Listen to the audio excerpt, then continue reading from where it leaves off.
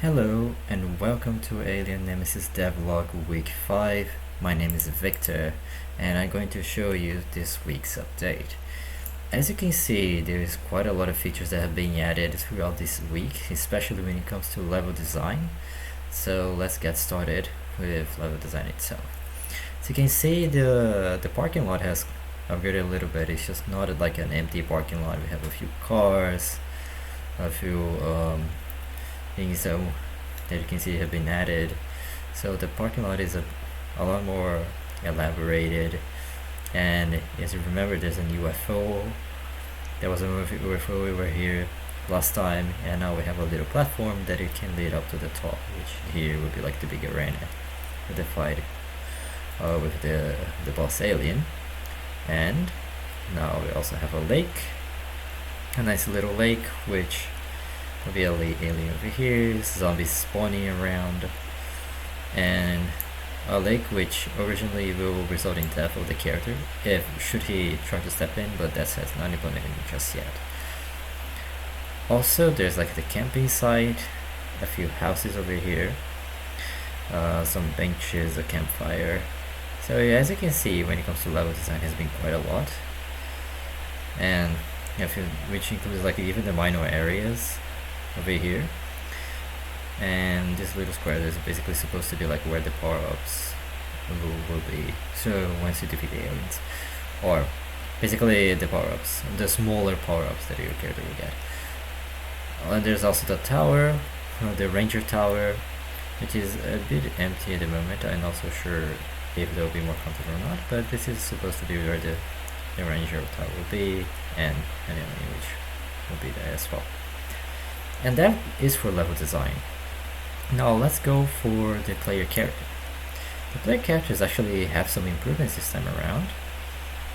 There were some issues in the beginning, and as you remember,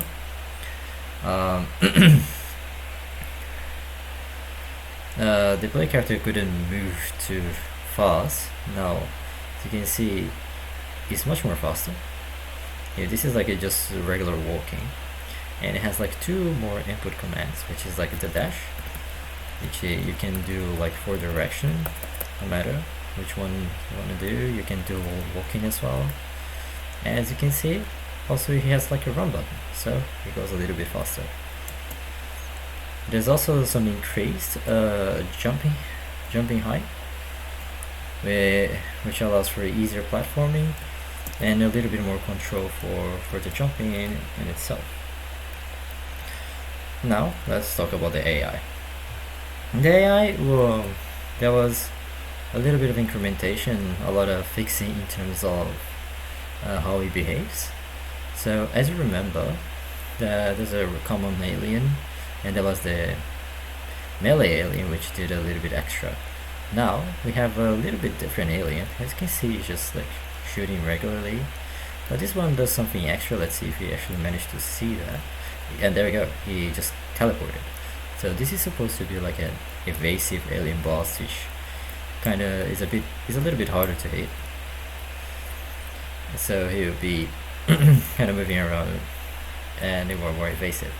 And there's the third alien boss that I made, which is like right over there. Let me just try get it real quick. It is around the camping area. Or why is it the other side? I don't quite recall. But there he is. So this other alien,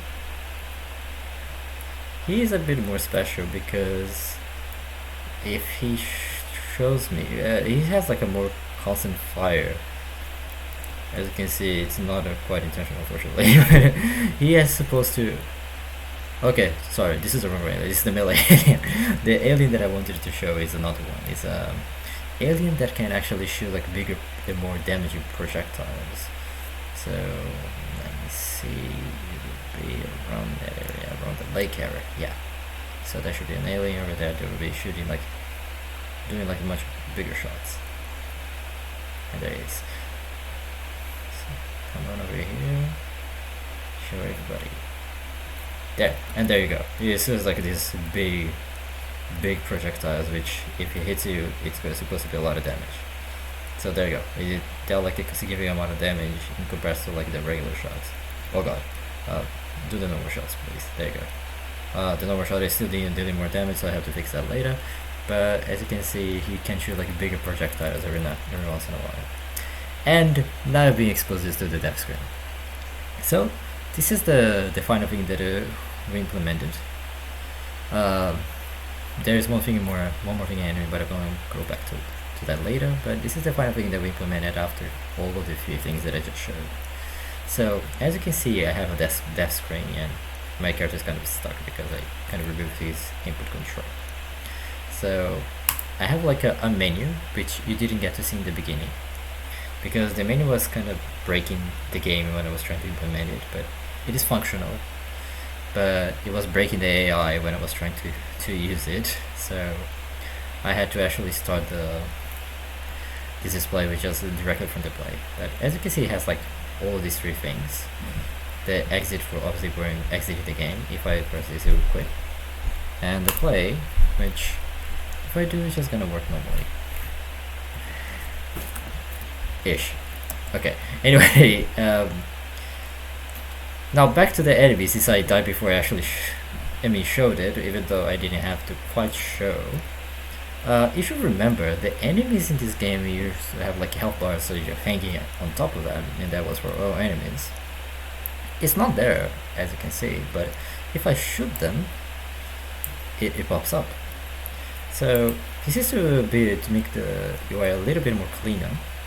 So it's not like health bars everywhere around the screen, because there's going to be a point where it's going to be like 10 plus enemies and health UI is all around. So the UI will be limited just for the enemies you damage. So I shoot this zombie and then it takes a little bit of damage. I don't damage for a while, it disappears if I damage again, and then it will show up again. And with it, there's also a build coming on, but before I finish, I'll talk a little bit about this build. Is that I had a little bit of play testing. There's some modification that I still have to do, and one of the things, one of the problems that I found out is that the build kind of breaks up the AI. So this is something that I'll have to be working on and spending a fair amount of time to figure out why this is happening. So there might not be as much implementation when it comes to enemy AI, but rest assured that the AI will be working properly by that time. So lastly, I want to show like the final alien, but oh god, I cannot see my mouse. Okay, how do I start this? I just have to go there anyway. So lastly, I just want to show you guys the final boss, which in appearance is pretty much the same as like all of the other aliens, which, you know, don't worry, this is just temporary. They're gonna have different appearances or something to tell them apart. So I have to kind of get on top of her, which, as you can see, still gonna need a few tweaks. Yeah. Maybe there's an easier way to do this. So I want just to show real quick, last thing I promise,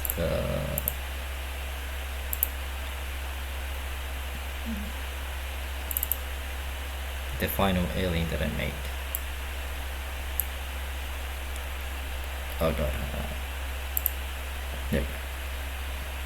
So the final alien that I made is a bit special in the sense that while he does pretty much what every other alien has shown us, the difference is, well, he can do all of them.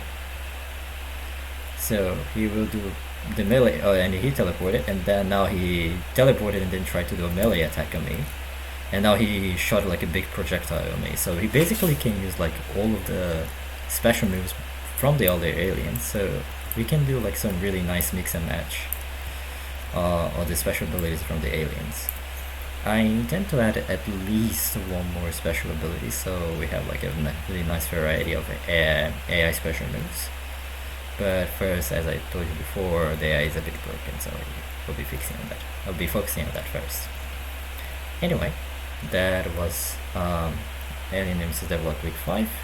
Thank you so much for watching, and see you next time.